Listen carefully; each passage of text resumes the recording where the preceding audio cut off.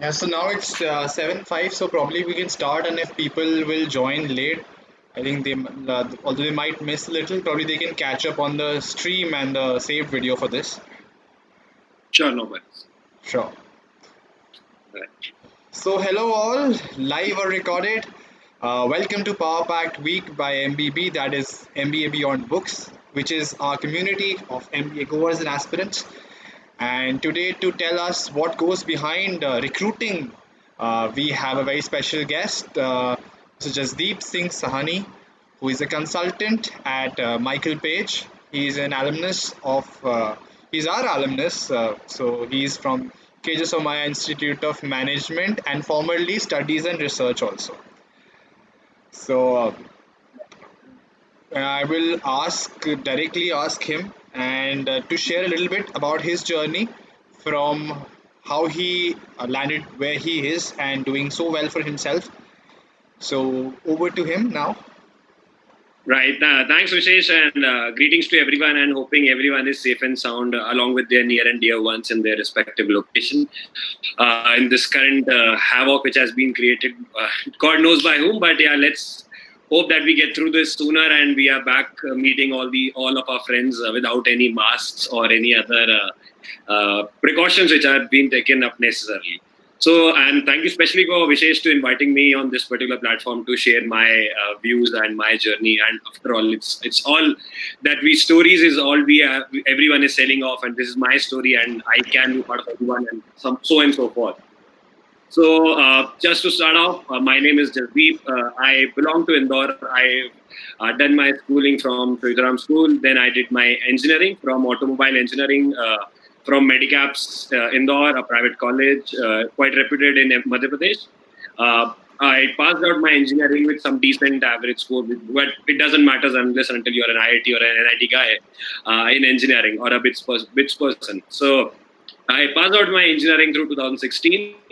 Luck was placed with one of the mass recruiters into an IT company, but was simultaneously also preparing for some MBA exams. And then when I had both, I thought, let's say, why should I? What an automobile person would be doing in an IT company? So thought of pursuing with MBA. Luckily, got to 3 to 4 colleges. And decided ending up on at KJ Semsar, where Vishesh and my other colleagues and some of the viewers would be majoritively coming from. So one of the best campuses in Mumbai, and yeah, it was a great journey. A couple of years there. So I was a student with international business. We do not have any specific about marketing and finance and that, but my inclination was towards sales and marketing at that moment of time.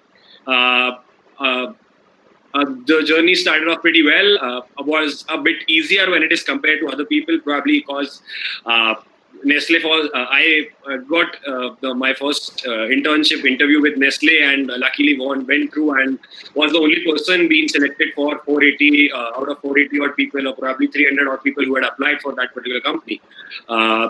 So that was it with Nestle.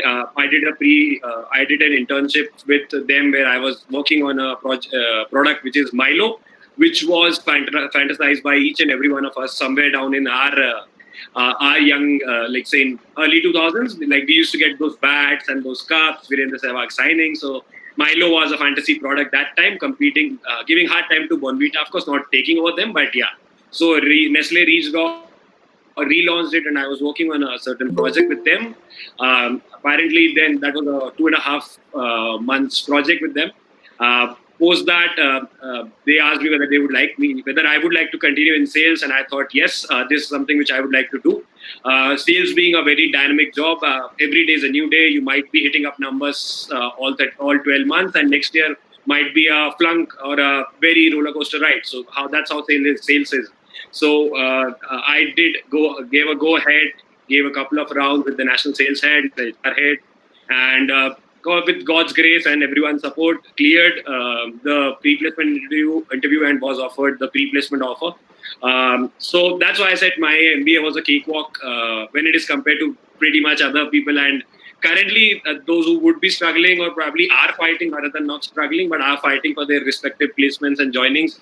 All the best to you, and let's hope the God's grace be with you, because Probably mine suit, the college suit or college formals was the least used ones, probably because so even the Somaya people would be able to relate that because they would be having those feet. But of course, always up for helping out my colleagues, my batchmates at that time, and so then post that MBA, I joined.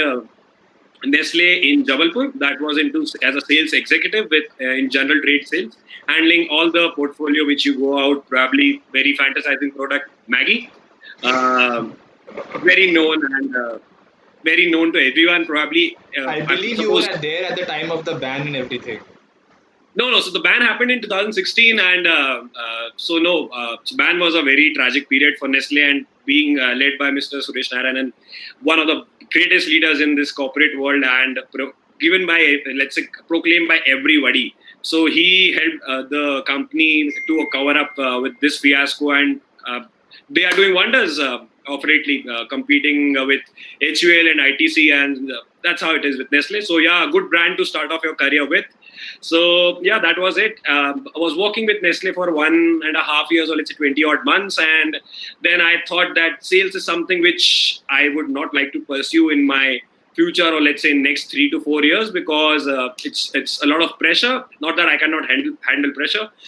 Being a sports person, I love to be perform under pressure, and that's how is expected out of people. But that pressure would be sometimes giving a toll to your mind or your body or physical, and probably that's what I didn't thought that this is not something which I would like to use my MBA to do it. So that's where I thought of moving to Michael Page. So would be happy to address any questions till now. If yes, if not, then I will be able to continue for what Michael Page is and giving you a background about recruitment. I think we'll take most of the questions from people in the webinar today towards the end. And first, we'll probably go understand how you ended up at Michael Page and what interested you towards this particular company and this industry. Sure, of course. So, just to give you a brief background about Michael Page is a UK-based international recruitment firm, and it's a listed entity on London Stock Exchange. They have been into this industry from last 40 years. Global presence, if you talk about 40 to 45 countries, plus 160 odd offices across the globe. And in India, they started their operations probably a decade back, 2011, and they are specifically into recruitment into mid to senior levels. So when they say mid to senior level, somewhere starting off from 18 to 20 lakhs, going up till 1 CR and so on and so forth with 2 CR as well if some CXO mandates come. So that is what recruitment is, and why I thought of moving from sales to a B2B segment. And most of the people have that cliche mindset in them that this is more of an HR job. So would like to first of all clear that off, that this is more of a sales job again, where from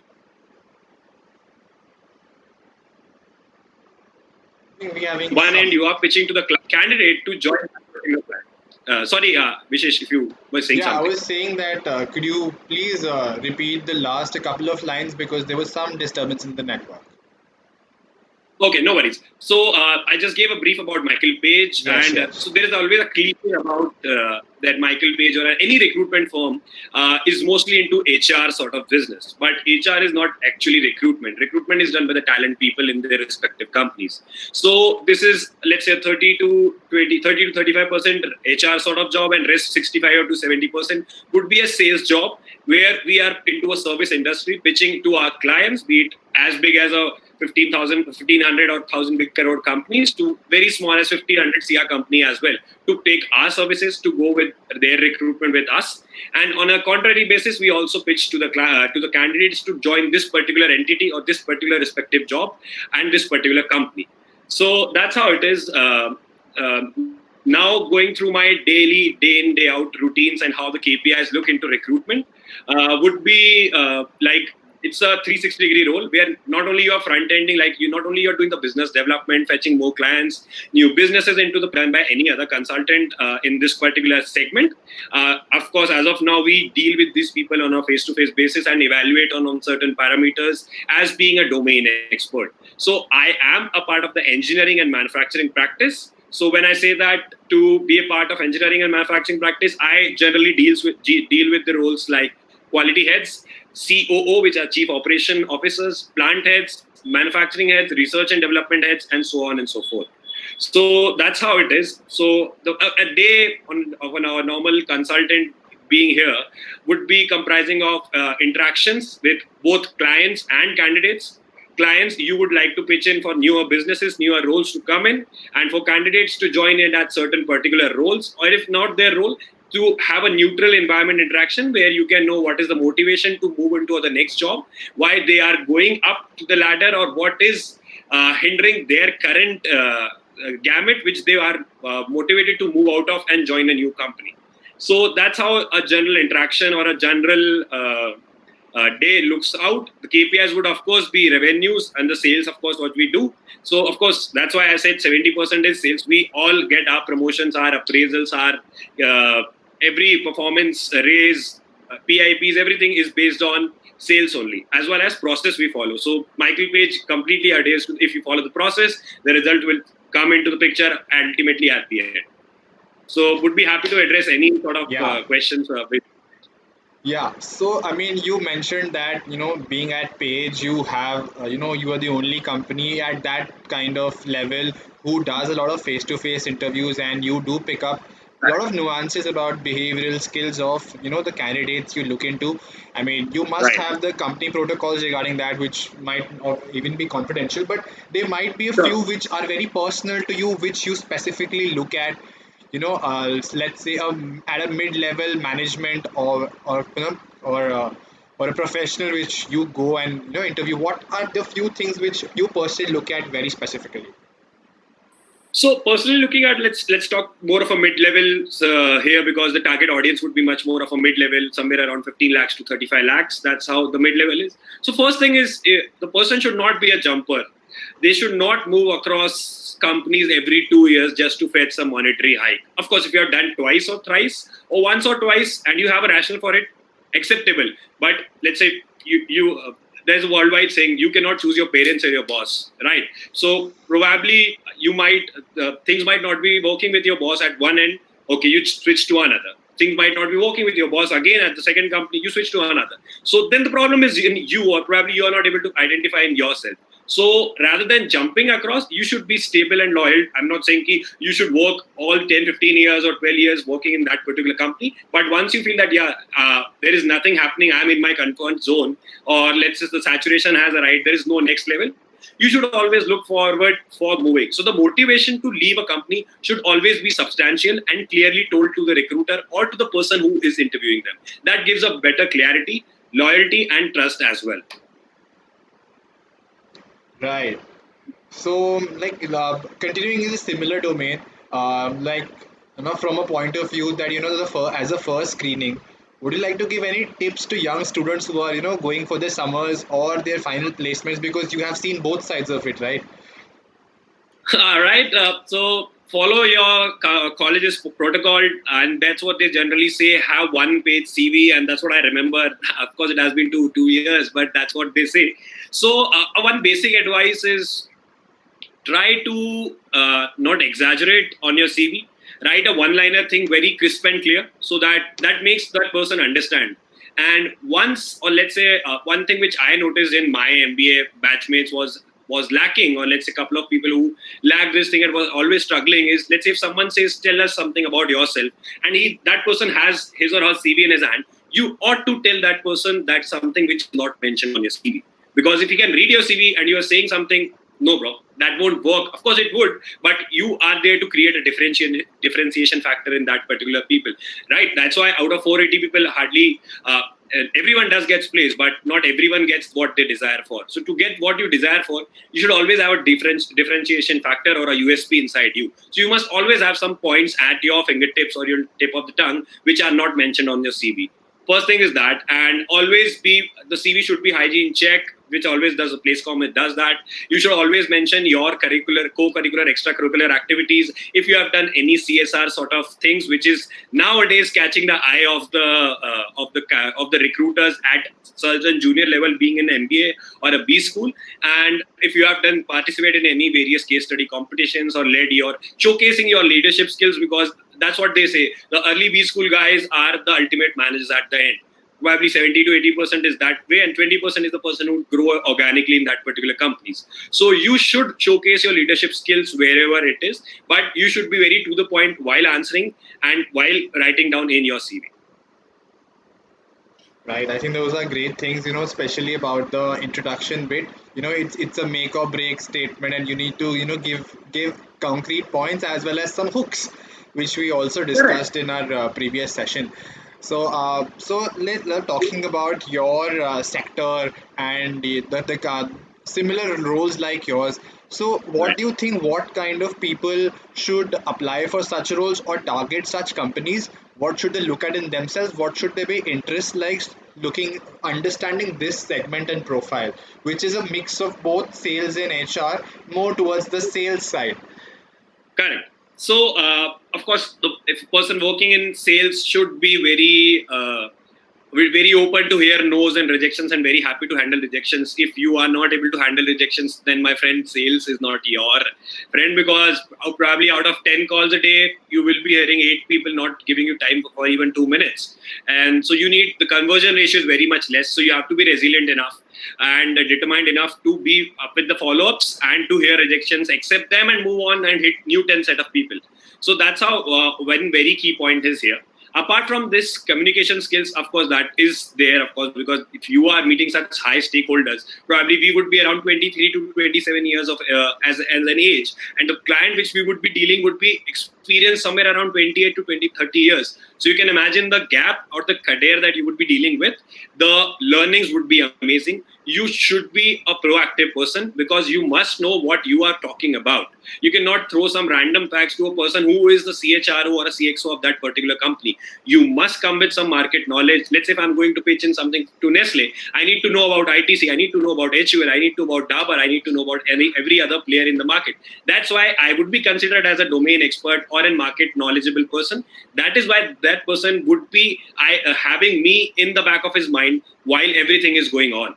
So that is one thing. And one very important thing, when now artificial intelligence is coming up, and you guys might be receiving some calls from various consultants or various other firms. Let's say if you are interested, press 1. If you are not, press 2. If you want to speak to this person, press 3. So one thing which AI is not able to do and human is able to do is the emotional connect. So you must have that emotional quotient and emotional intelligence inside you, where the ultimately you have to build up that rapport with either with client or candidate in front of you. So you need to know that this person is close, this person is ambivert, this person is very open. So you need to talk in that person that particular way. You should always have some initial conversation starters with you. So yeah, emotional question, commercial acumen is something which will always be acquired, no matter what industry you or no matter what role you go to, because no one is here for doing charity. Everyone is here for revenues, and if you cannot fetch some revenues, probably you might be struggling somewhere down the line. So you have to have that business outsmartness, and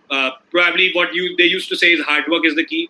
I say hard work and smart work along is the key. So that would be some few key insights for being into a recruitment sector, apart from having certain really good networking skills and being interacting with across people. Not only like there are people who are very less interactive in MBA, of course that is good enough, because you might be an introvert person, but going out in the professional world, you cannot be introvert or a less speaker person, because if you are not having those fellow connects in the industry, you won't be able to crack it. And it would be a very hard nut to crack. Probably someone having a better networking skills would crack it in a couple of months, and you would take it, let's say, a longer time. So you have to be smart enough rather than doing only the hard work. Wonderful thing you mentioned initially and integrated with something you mentioned previously as well, about the emotional connect. It's very important to understand the motivations of the person and creating a right candidate to company fit, which does reflect a lot about your role and everything. And we've also heard from other people from page before as well, speaking about the same.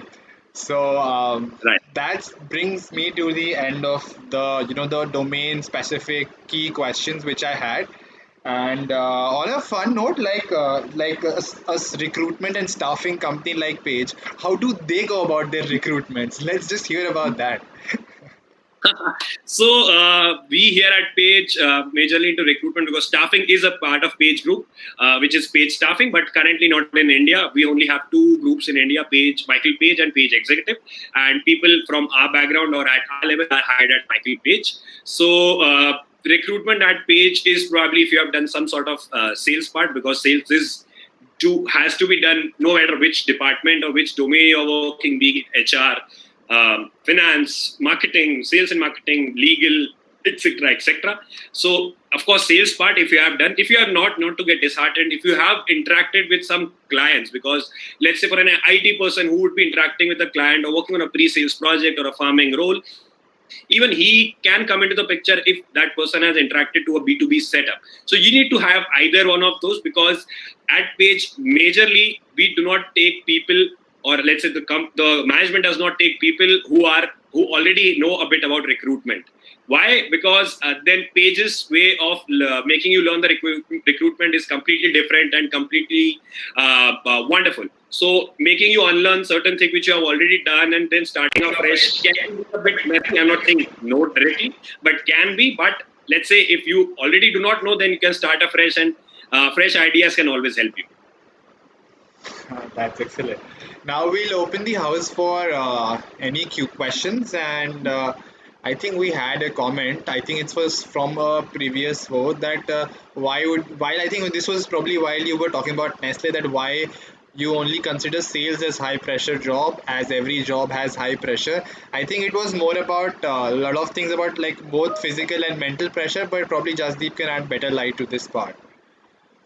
Yeah, sure. So probably, of course, I agree with Yathansh.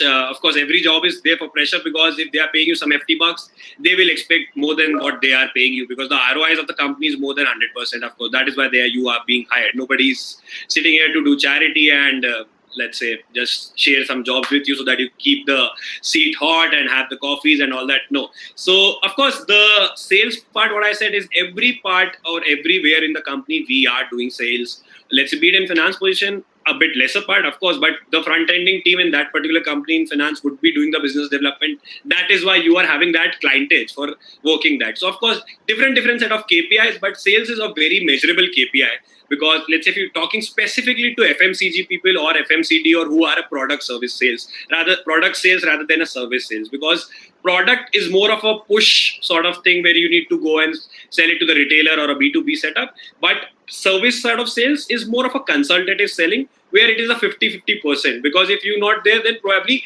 there are very less player. But let's say if I do not get a Bisleri, I will ask for an Aquafina. If I don't get an Aquafina, I'll ask for a Tropicana or something else, right? So the brand loyalty is pretty much less, and it's more of a thinking at that particular moment. Let's say if you go in a supermarket and you do not find eggs Cadio, you'll jump onto the Fog, or you jump onto the Envy.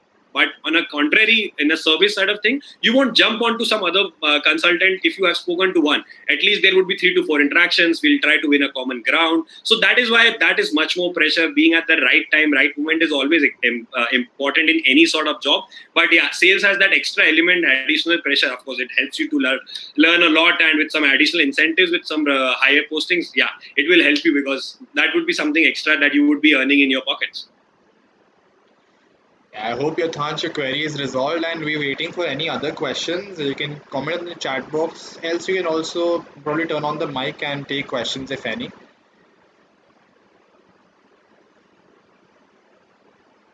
Probably something he's doing. Sorry.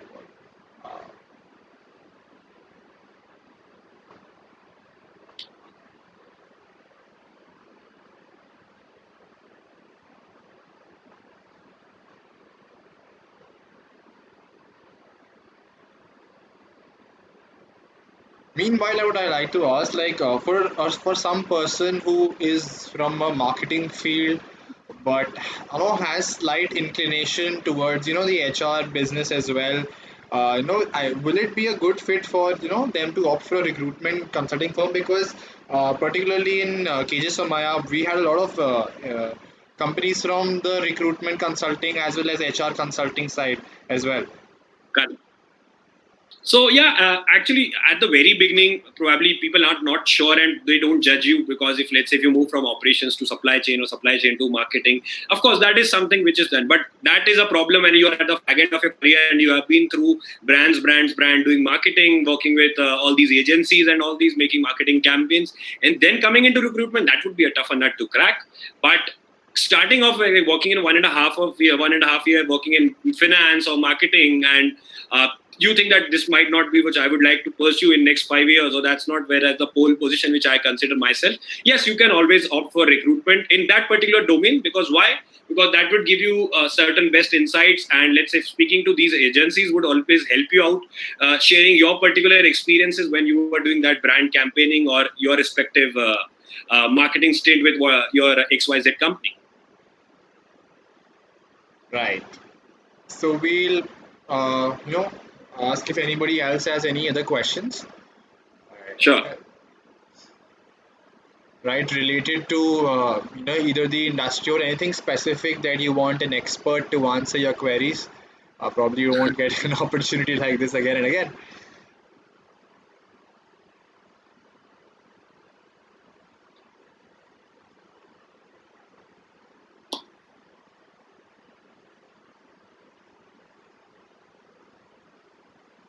Okay, we have a comment from Yathansh. Yeah, sir. Don't call me sir, man. Jasdeep is fine. Sir, this for people who have achieved something in their career, and I haven't till now. What are the various learning life you want to give to the juniors?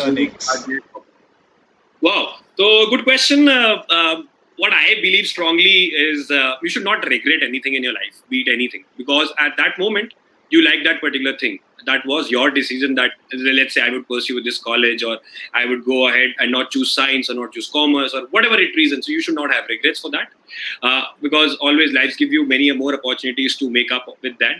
And from a professional career or corporate career, those who are starting off, you might not like your managers at the start and you would be bitching about them. So trust me, you're not the only one. Probably there are a handful of people, probably one or two who like their managers, and rest all they don't like their managers because they are at certain level and they have their certain expectations of demand. So you should, if you hate a manager, that means the manager is really good. So that's what one of the great faculties of Sumaya, CP Joshi, told us. I hope you get very strict and very demeaning managers to you. That's what his words. So that not demeaning actually, but something very strict and very like who are very demanding were his words, so that you actually see the lowest of your careers at the start only, and then start comparing. So you will try to look and like, wow, ye to main kar chuka hu, I have seen worse than this. So this is something easier to get it. So that is there, and listening is something which is very important across every domain. You have to be a very good listener to be successful, and I'm still trying to be a very good listener. I still lack on many things, and yeah, patience of course is the key, of course, across various domains and things you work. Avni has a question: what are the qualities recruiter look in for a candidate applying for a B2B sales profile? So again, it's a very subjective question. If you talk about IT, then probably a bit of your IT knowledge or that domain knowledge. Apart from that, B2B, you need to have a certain bit of sophistication and a good command on your communication skills, because when it is compared to B2C sales, you are probably dealing with a person who is like either an 8th pass or a 10th pass sitting at their respective gallas of their outlets. But in B2B, these people are very corporate and shiz. You have to be very professional with them, put ties and suits. So yeah, it was a transformation for me as well, because I was going out with my sleeves and saab aaya, sabko chai pilao, all these stuff. It happens with B2C people, and trust me, if you don't drink tea at their outlet, they would some people would get offended in some parts of India, tea or coffee or respective beverage. So you ought to be a part of them. And respect every profession, whatever person you are dealing with. So coming back to B2B, you have to be very good at your communication skill, crisp and clear. Whatever, you should know what you are speaking. You should know the market knowledge, what you are going to speak in front of the client. And that's all probably. Then rest of the skills you can always find on internet. That's actually a perfect answer because I heard recently one of the LinkedIn influencers, he removed all his education from his LinkedIn profile and just wrote Google search there because he said that my learnings from Google search is way, way more than whatever education is on paper that I have, and I will mention it as Google search. So that's Yeah, some experiences will always help you, but yeah, Google or let's say or your internet searches would be always be there, but experiences teach you something which nobody or no books or let's say what you are talking about. You are always talking about experiences here at MBA Beyond Books, which no books tell us, right? So that's yes. how it is. Like have great experiences, life, nothing to regret, and keep working hard and smart. You will fetch something sooner or later in your career. Right. I probably see that we don't have any other questions, so we will call it a day. At Power Dose 1 of Power Packed Week with MBA Beyond Books, and we probably explored a lesser talked about sector in India, in certainly, which is the recruiting, or to an extended version, maybe say HR consulting, and Right. how the biggies deal with the biggies is something we probably all learned here. And thank you Right. so much to Jasdeep for taking his time out and And addressing have a people. question if you don't mind, Vishesh. Yeah, Mediocre, always obedient is a safe move, or we have to work on extremes to get move upward in our careers. So you do not mediocre, or you have to obedient enough to be. You have to be an obedient person to be following your managers. Of course, he would be saying something with his experience, but you should always put up a point if you have in mind because it should be a healthy discussion. It's not only a one-way communication from top to bottom. It should be a two-way communication between your management and you, and they should be open up for taking your advices. And of course, if you can think out of the box, all these things which is happening in this current world is out of the box only. So trying to be in the mainstream or in the queue won't help you much longer if you're trying to stand out of the queue. If you have something in your mind, and you can always discuss if it is very substantial. yeah, Thanch. Adding to that, again, really one thing which I would add as a Sure. disclaimer per se, that right place, right time is very important. I mean, great ideas at the wrong time can really hurt you. I Of course, think somebody with you the can imagine experience what would know more. what Steve Jobs, we all are aware about him, right? He had this idea. He was kicked out of his own company, and when he came back, and now almost like we have 12 people here, probably 50% would at least be using one of the Apple products. So yeah, even the time and luck matters, but if you are working diligently enough and following the process, you would be there at sooner or later. Yeah. So thank you all for being here. And thank you, Jasdeep, once again. Thank you so much, Vishesh, for having me. A pleasure interacting with you. Would be happy to connect with anyone and everyone and raise any, answer any queries if there are any. You can connect me on LinkedIn. Would try to reply sooner or later. Then. Yeah. Great. Thank you so much.